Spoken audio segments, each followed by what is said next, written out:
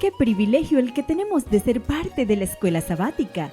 Te invitamos a revitalizarte con el estudio de la palabra de Dios en este interesante programa. Bienvenidos a la escuela sabática. Bienvenidos una vez más a su programa favorito, la escuela sabática. Hoy, 15 de enero, estamos contentos para nuevamente poder meditar en la lección número 3 de nuestra cartilla. Así que yo espero que todos hayan estudiado y pues solo vengan a disfrutar de ese lindo repaso. Bienvenidos, bienvenidos todos. Recuerden que ustedes son muy importantes en nuestra transmisión. Así que para que la bendición sea completa, voy a encomendarlos en oración. Querido y eterno Dios, gracias por estar con nosotros. Gracias por hacer de nuestras vidas algo especial para ti, porque tú llamas a tu iglesia la niña de tus ojos. Te agradezco por estar siempre guiando nuestras vidas hacia la salvación. Bendiga a nuestros hermanos que están presentes hoy en este programa y que tu Santo Espíritu esté con nosotros. En el nombre de Jesús. Sigue disfrutando de la escuela sabática de Nuevo Tiempo Honduras, llevando esperanza. Bien, como es una costumbre siempre alabar a Dios a través de los cantos, pues hoy no es la excepción. Vamos a cantar ese himno tan lindo que se titula Jesús resucitado. Es el himno número 103, así que cantemos todos.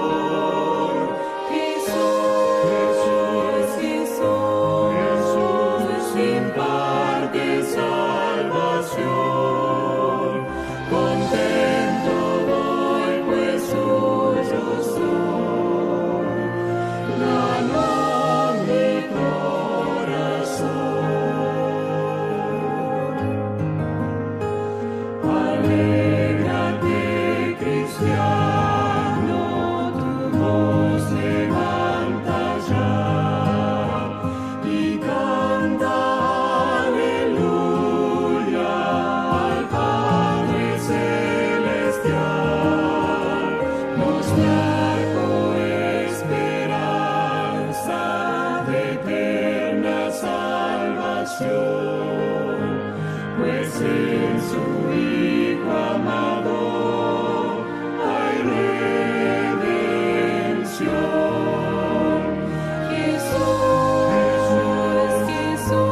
Jesús, mi Cristo vive hoy, hablándome, mirándome, conmigo va el Señor. Jesús imparte salvación. Contento voy, pues suyo soy. Ganó mi corazón.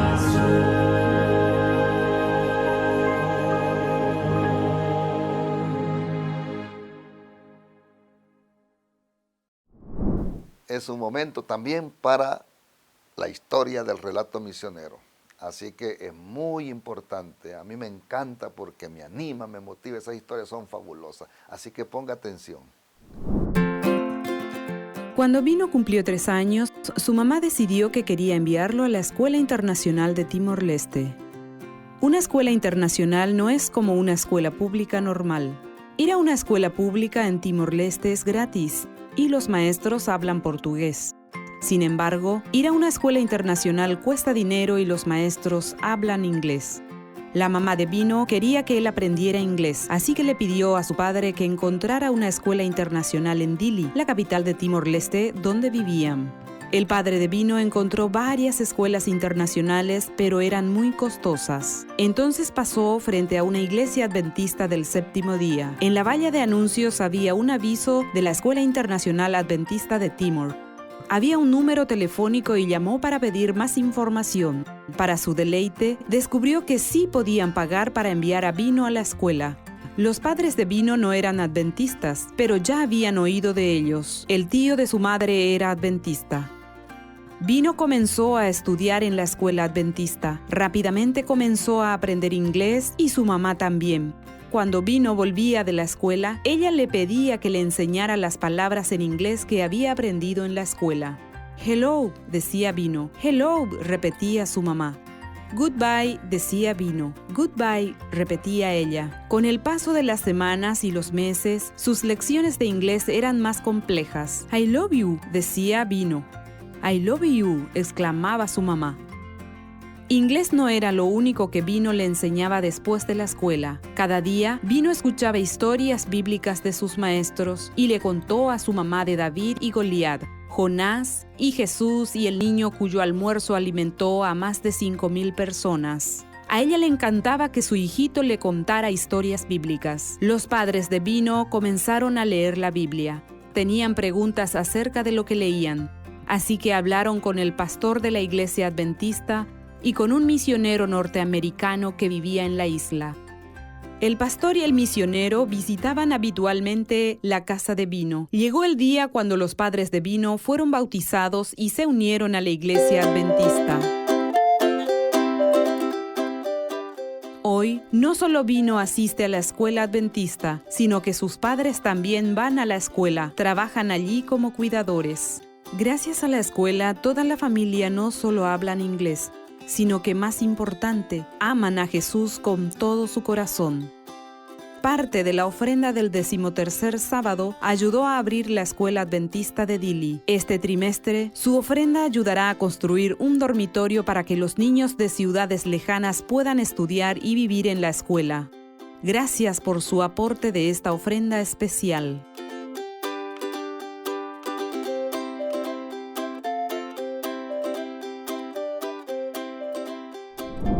Y ahora pues vamos al rincón infantil. Así es que niños, pongan mucha atención porque precisamente para ustedes es que hemos creado este programa del rincón infantil. Así que por favor pongan atención ahí en su casita.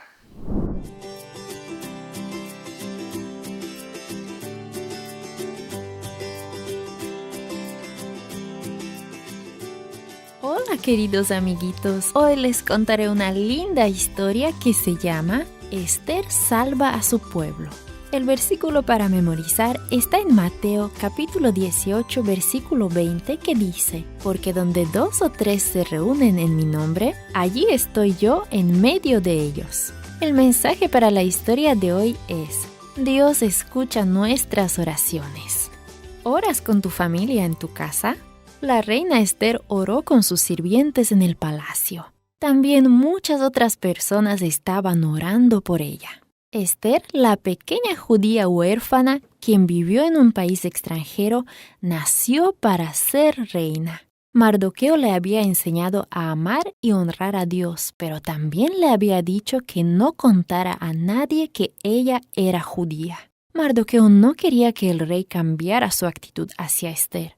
Como Mardoqueo trabajaba en el palacio, él podía mandar a Esther mensajes y consejos. Esther siempre lo escuchaba de buen agrado. Un día, cuando Esther llevaba casi 5 años siendo reina, recibió de Mardoqueo un mensaje importante. Amán, el ayudante más importante del rey, había engañado al rey para que redactara una terrible nueva ley. Esta ley decía que en cierta fecha el pueblo de Persia podía herir a todo el pueblo judío y tomar todas sus pertenencias. Debes decir al rey que tú eres judía y pedirle que salve la vida de todo tu pueblo. Esther mandó un mensaje de regreso a Mardoqueo. Tengo miedo. El rey no ha podido verme hace más de un mes y no se me permite ir a verlo. A ninguno, ni aun a la reina, se permitía entrar en la corte del rey sin haber sido invitado. Cualquiera que lo hiciera podía morir, a menos que el rey extendiera su cetro real. Mardoqueo le mandó otro mensaje. No pienses que tú escaparás porque vives en la casa del rey. Es posible que Dios te haya hecho reina solo para que ayudes a tu pueblo. Esther tomó una decisión e envió otro mensaje a Mardoqueo. Reúne a todos los judíos de la ciudad. Durante 3 días no coman nada. Dediquen todo su tiempo a orar. Mis sirvientes y yo haremos lo mismo. Al tercer día iré y veré al rey. Y si muero, que muera. Al tercer día, Esther hizo la última oración y se puso sus ropas reales. ¿Estaría feliz el rey de verla? ¿Le extendería su cetro real? Valientemente caminó y entró en la corte del rey. El rey levantó la vista. ¿Quién se atrevía a venir ante él sin una invitación? Era Esther. El rey sonrió, extendió su cetro de oro y le preguntó: ¿Qué pasa, reina Esther? Aún hasta la mitad de mi reino te será dado. Esther se acercó y tocó la punta del cetro. Entonces invitó al rey a una comida especial. En esa comida le dijo al rey que era judía y le pidió que cambiara la terrible ley que la dañaría a ella y a su pueblo. El rey comprendió que había sido engañado para que promulgara esa terrible ley, pero la ley no podía ser cambiada. Así que escribió una nueva ley que decía que los judíos podían protegerse. Cuando llegó el día, nadie trató de dañarlos. El pueblo judío había sido salvado por las oraciones y la valentía de Esther. Dios había escuchado sus oraciones. Dios también escucha tus oraciones hoy. A Él le gusta escuchar a su pueblo cuando se reúne para orar. Bien, ahora es el momento para el repaso de nuestra lección de escuela sabática. El mensaje a los hebreos, la lección número 2 de este trimestre que estamos realizando. Así es que con ustedes el pastor Alejandro Bullón.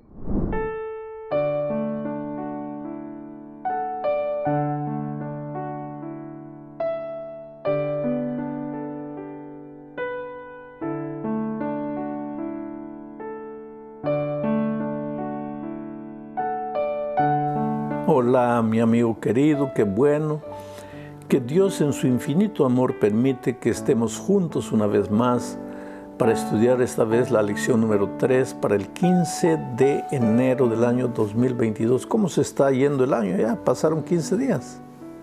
El título para esta semana, el título de la lección es Jesús, el Hijo Prometido. Y el propósito es mostrar que Jesucristo es el Hijo que Dios le prometió a Adán y Eva después de la entrada del pecado. Él sería el Salvador del mundo.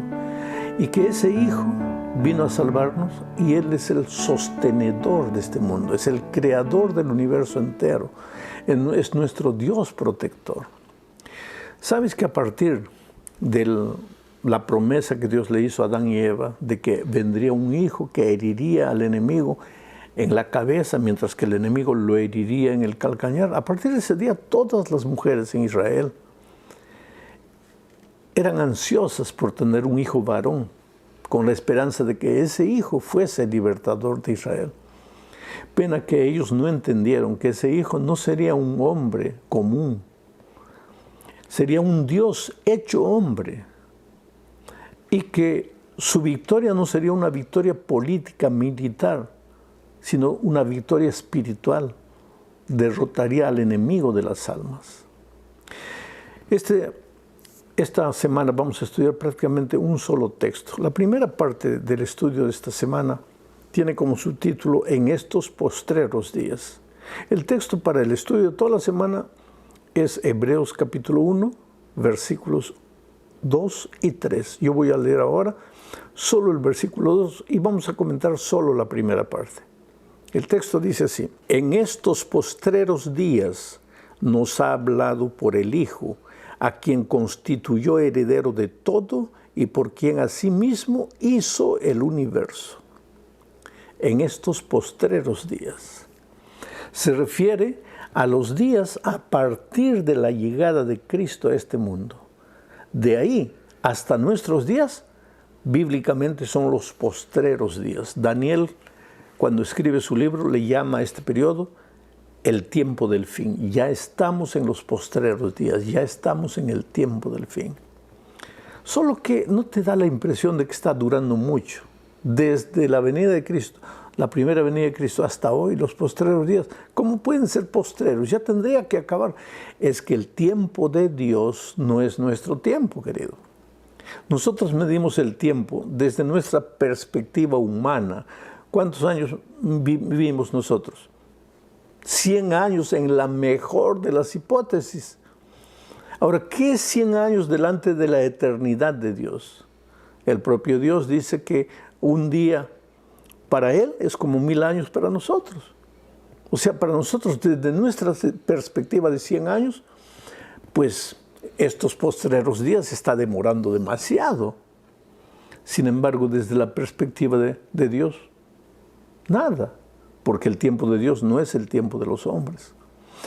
Sin embargo, querido, cuando yo leo Mateo 24 y veo las señales que el propio Señor Jesucristo mencionó con relación a los días previos a la segunda venida de Cristo, terremotos, guerras, rumores de guerras, todas las cosas terribles que están sucediendo, pestilencias, este COVID que está atormentando al mundo, en fin, cuando dice Jesús: "Cuando viereis todas estas cosas, levantad vuestra cabeza, porque vuestra redención está cerca". Este mundo no va a durar mucho, querido.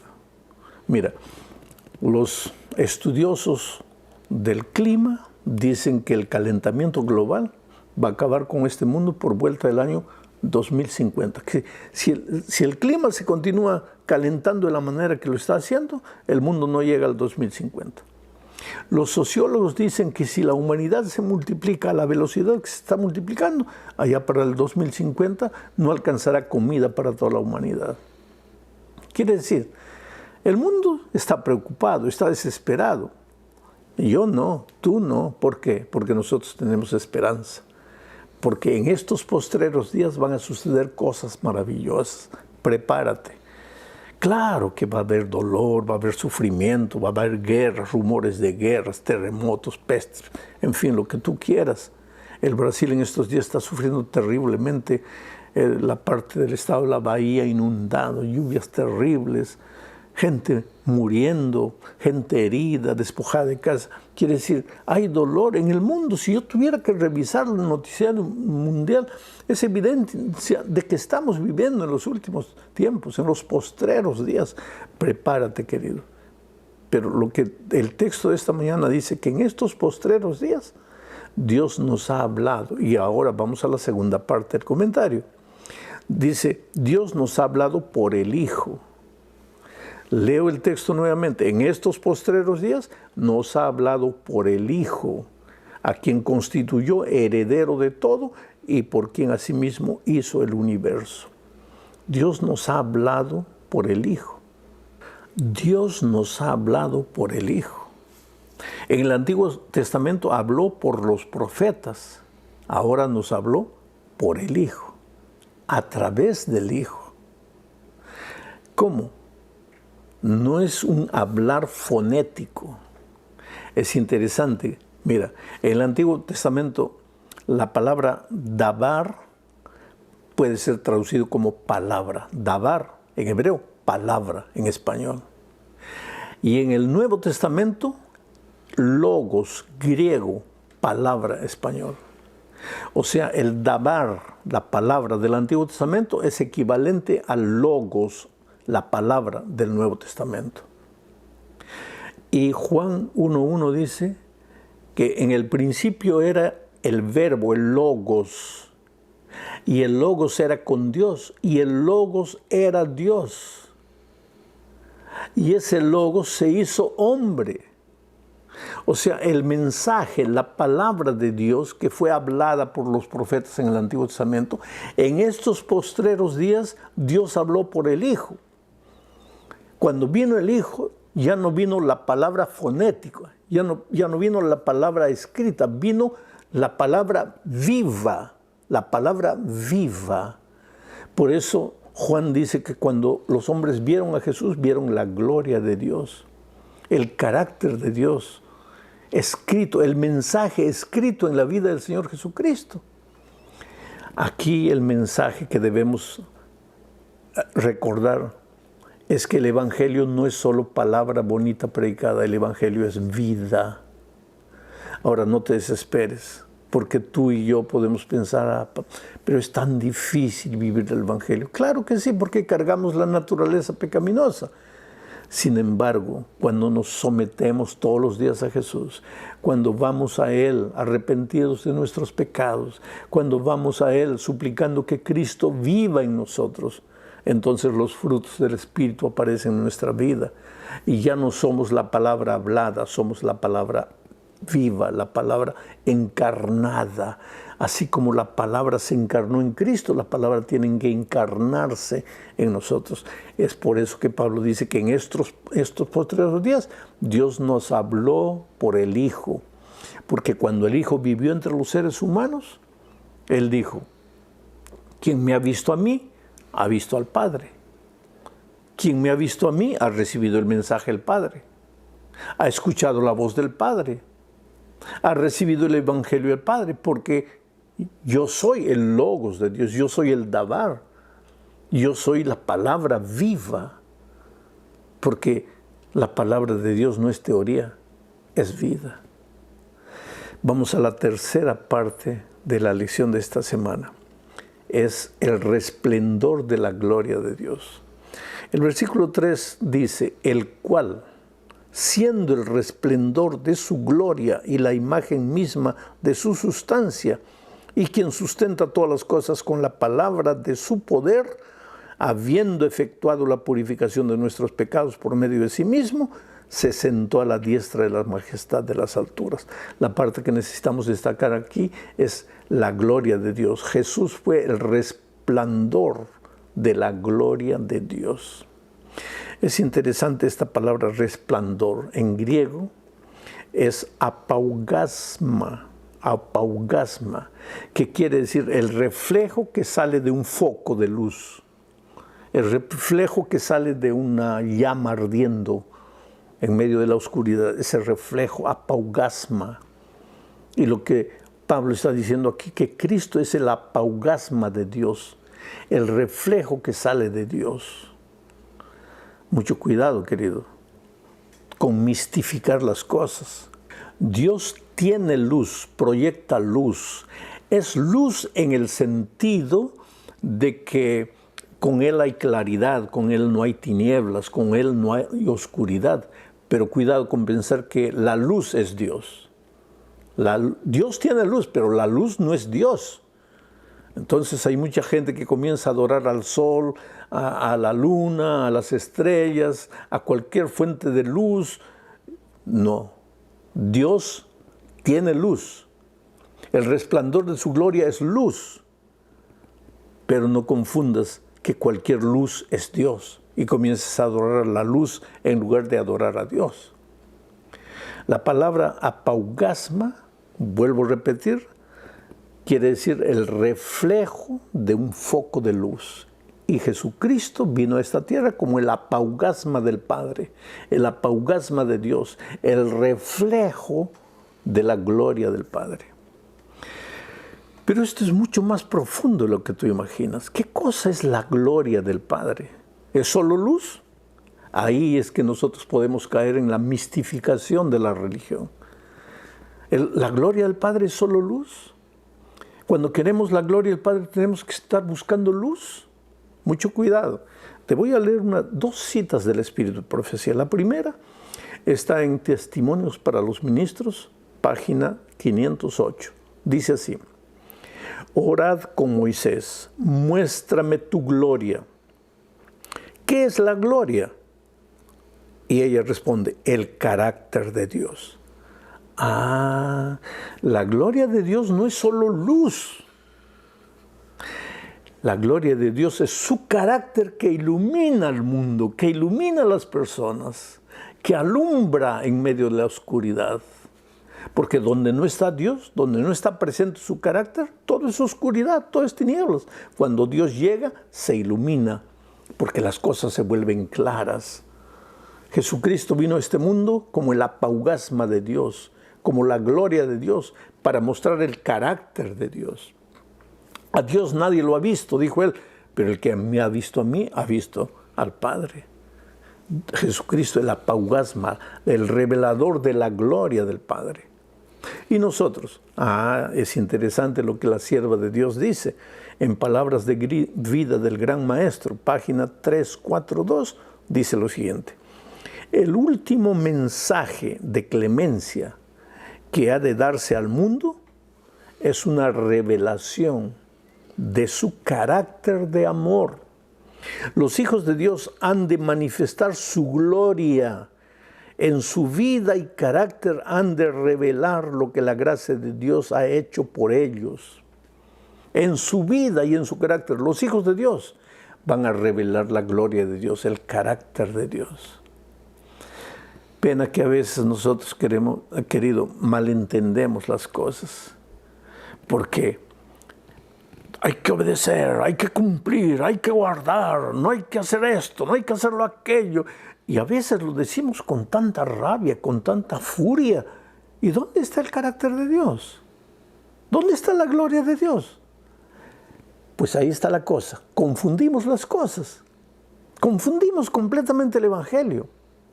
Yo no digo que el que vive el Evangelio va a transgredir la ley, va a vivir como un miserable pecador haciendo lo que le da la gana. No. Pero cuando tú vives el verdadero Evangelio, es el carácter de Dios que se revela en tu vida y entonces eres feliz. Y las personas son felices a tu lado. No por lo que hablas, sino por lo que vives. Ahora, hay una cosa más que quisiera aclarar aquí. El filósofo llamado Filón en los tiempos de Pablo, él usó la palabra apaugasma para decir que el apaugasma era la inteligencia invisible que controlaba el mundo. Y Pablo, al escribir a los hebreos, usa la palabra apaugasma para referirse a Jesucristo. ¿Por qué? Es que Pablo quería también alcanzar las mentes secularizadas de aquellos tiempos, a los filósofos griegos, a los que seguían las filosofías griegas. Y ya que ellos usaban mucho la palabra apaugasma para referirse a esa mente superior, no a Dios, sino a una mente invisible que controlaba el mundo, Pablo usa la misma palabra para conquistar el corazón de ese pueblo y presentarles al Dios vivo, a Cristo, como el resplendor de la gloria de Dios. Eso nos enseña una lección, que para hablar a los filósofos hay que hablarles en el idioma de ellos. Para hablar a gente que no conoce a Dios, hay que hablarle en el idioma de ellos. Después los vamos a llevar al conocimiento pleno de Dios y de su gloria.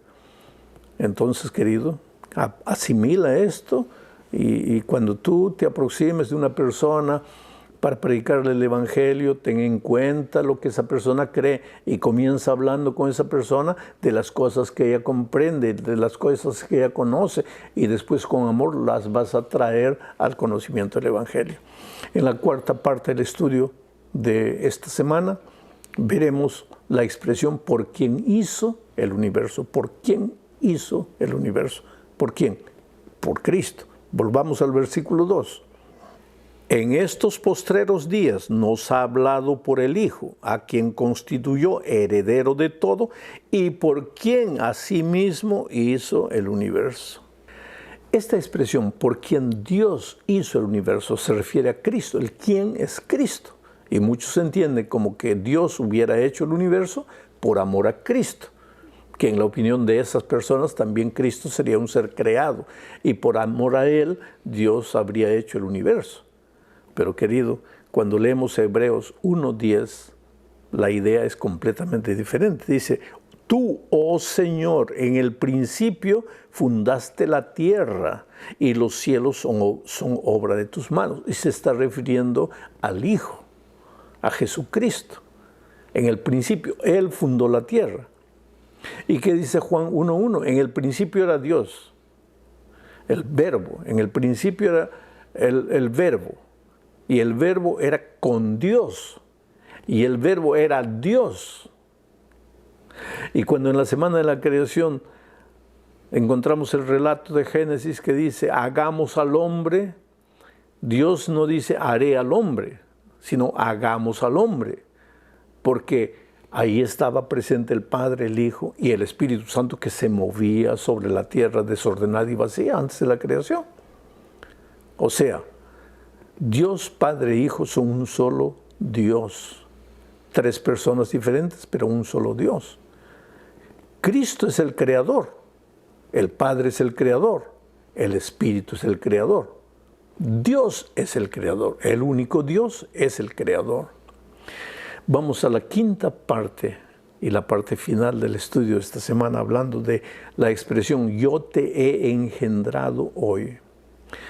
Leo lo que dice Hebreos 1:5. Dice así. Porque ¿a cuál de los ángeles dijo Dios jamás, mi hijo eres tú? Yo te he engendrado hoy. Y otra vez, yo seré a él padre y él me será a mí hijo. En este texto, el Padre dice al Hijo, tú eres mi hijo, yo te he engendrado hoy. Y aquí nuevamente aparecen muchos diciendo, aquí está una prueba de que Jesús fue engendrado por el Padre. Todo depende del concepto que nosotros tenemos de la palabra engendrado. En nuestro idioma español, en nuestra manera de hablar humana, inglés, cualquier cosa así. La palabra engendrado es, yo engendré a mi hijo, en el sentido de que mi hijo existe porque yo participé trayéndolo a la existencia. Claro, Dios es el creador, pero yo participé humanamente, yo engendré a mi hijo. Pero la palabra engendrado, en el sentido bíblico, significa tener la misma sustancia, ser igual a, usando una palabra moderna, clone. Ambos son el mismo ser, tienen la misma sustancia. Cristo fue engendrado por el Padre en el sentido de que tiene la misma sustancia que el Padre. Yo hice un pequeño trabajo de investigación. Encontré en la Biblia 13 textos que hablan de manera meridiana, clara, que Jesucristo es eterno. No puede haber sido engendrado. Mientras que encontré también 4 textos que darían a entender la idea de que Jesús fue engendrado. Entonces, ¿qué le pasó con la Biblia? No sabe lo que dice. En 13 lugares dice que Jesús es eterno y en 4 lugares que es el engendrado. Quiere decir que estos 4 tienen que someterse o tenemos que entender estos 4 a la luz de los 13 versículos que hablan de la eternidad de Jesucristo. Estoy colocando en la tela los 13 versículos, los 13 textos, solo para que tú veas. Y también los otros 4 que hablan de Jesús, darían a entender la idea de que Jesús fue engendrado. Ahora, lo que me importa de aquí, de todo esto, queridos, es que nosotros tenemos un Dios eterno, maravilloso. Mira, el Hijo se hizo carne. ¿Para qué? Para rescatarnos del poder del pecado. El Hijo es el Dios de justicia, de misericordia que te ama. Tú eres precioso para Él. Entrégate a Jesucristo. Dale tu vida a Él. Confía en Él. Estas lecciones, más que para buscar teoría, sirven para buscar esperanza. Cuando tú estudias la lección de esta semana, en lugar de tratar de explicar conceptos teológicos, trata de entender qué es de esta lección lo que te ayuda a lidiar con los problemas diarios que enfrentas en la vida. Primero piensa cuáles son los dramas que estás viviendo en este momento y cómo la lección de esta semana te puede ayudar. En estos postreros días, en estos últimos días, ¿de qué manera el mensaje se puede hacer carne en ti? ¿De qué manera, así como Cristo reflejó la gloria de Dios, tú puedes reflejar la gloria de Cristo? ¿De qué manera? ¿Qué necesitas? ¿Fuerza de voluntad para cumplir todo lo que Dios pide? ¿O necesitas ir a Jesucristo para permitir que su gloria se refleje en tu vida? ¿Cristo para ti es un ser dependiente de un poder superior? ¿O Cristo es el Dios eterno, creador del cielo y de la tierra, sostenedor de esta tierra? El Cristo eterno que te ama, todopoderoso, que no fallará, que no te dejará abandonado solo en ningún momento. ¿Cuántas veces encuentro gente derrotada, sabes, triste? Gente que literalmente no sabe qué hacer con la vida, especialmente en la vida cristiana. Oh, ¿cómo queremos ser buenos? ¿Cómo queremos andar en los caminos de Dios? Y ya de repente nos descubrimos haciendo todo lo contrario a lo que prometimos. Por eso estas lecciones me traen esperanza. Porque en el libro de Hebreos vamos a encontrar que Jesús es un abogado, que Él nos comprende, que Él se hizo carne y sangre para ayudarnos. Ese es el tema de la lección de la próxima semana. Que Dios te bendiga ricamente. Un abrazo cariñoso. Muchas gracias, Pastor Bullón, por este repaso maravilloso, extraordinario. Lo hemos disfrutado. Así que es un momento pues de despedirnos y decirles que ha sido un gusto, un placer haber estado con ustedes. Los invitamos para el próximo sábado, porque cada sábado nosotros tenemos el repaso de la lección y lo hacemos con el propósito de que usted reciba esa bendición. Así que muchas gracias. Voy a invitarles a que despidamos el programa con una oración. Una vez más, nuestro Dios, estamos agradecidos contigo por haber estado con nosotros. Gracias por ser nuestro Padre. Gracias por tu Hijo que vino a dar la vida por nosotros y así poder ser salvo. Y gracias por tu Santo Espíritu, que es el que nos da consuelo y también nos lleva hacia esa vida de devoción y oración contigo. Gracias también porque Él nos convence de pecado. Lo agradecemos todo en el nombre de Cristo Jesús. Amén. Gracias por habernos acompañado y les invitamos a que puedan participar de una manera especial este próximo sábado en otra edición de la Escuela Sabática. Solo aquí, por Nuevo Tiempo Honduras, llevando esperanza.